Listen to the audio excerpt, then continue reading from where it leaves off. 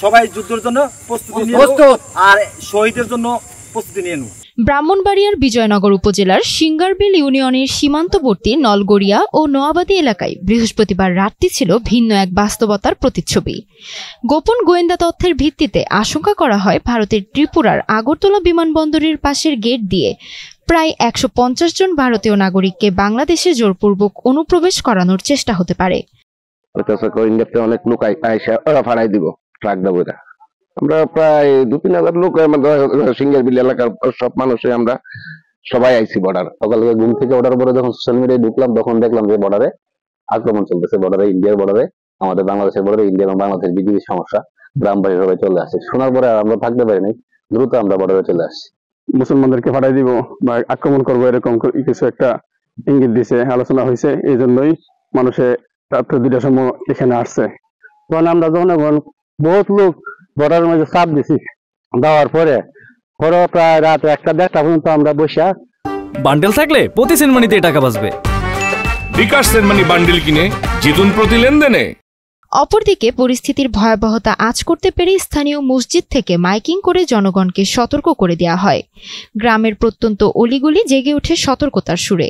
পরিস্থিতির তাৎক্ষণিক প্রতিক্রিয়ায় সামাজিক যোগাযোগ মাধ্যমে ছড়িয়ে পড়ে ঘটনার ভিডিও ক্লিপ। এতে জনমনে আরও উৎকণ্ঠা সৃষ্টি হয়। যার কাছে যা ছিল তা নিয়ে ছুটে যায় সীমান্ত পাহারায়। ইন্ডিয়া থেকে ইন্ডিয়ান নাগরিক ৭০০ নাগরিক আমাদের এলাকার মধ্যে জোর করে ঢুকানোর চেষ্টা করতেছে।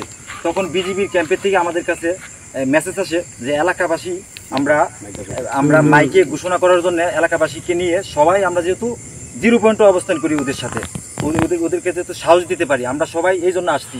যার কাছে যে অস্ত্র আছে, যে যেটা পারছে সবাই প্রতিহত করার জন্য সবাই আমরা এগিয়ে আসছি। এবং যদি আমাদের গায়ে ১ ফুটা রক্ত থাকা অবস্থা কেউ একটা ইন্ডিয়ান লোক কেউ ঢুকতে পারবে না। সবাইকে আপনারা রাজি আছেন? আচ্ছা, আর কত হয়েছে আপনাদের? এই যে আমরা এদিকে আছি, বিজিবির আগে আমরা বুক পাইতে দিব। বিজিবির সৈনিক মরতে পারবেন, আমরা মরবো, জনগণ মারা যাবো।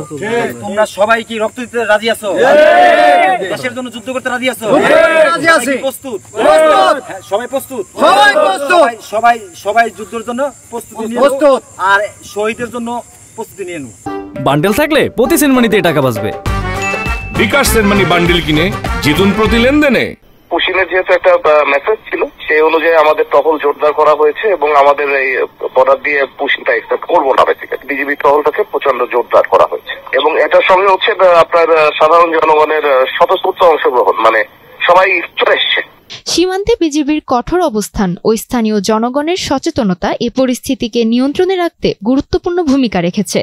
বিজয়নগরের আকাশে বাতাসে বৃহস্পতিবার রাতে শুধু সতর্কতা নয়, ছিল এক অনন্য সাহসিকতার গল্প।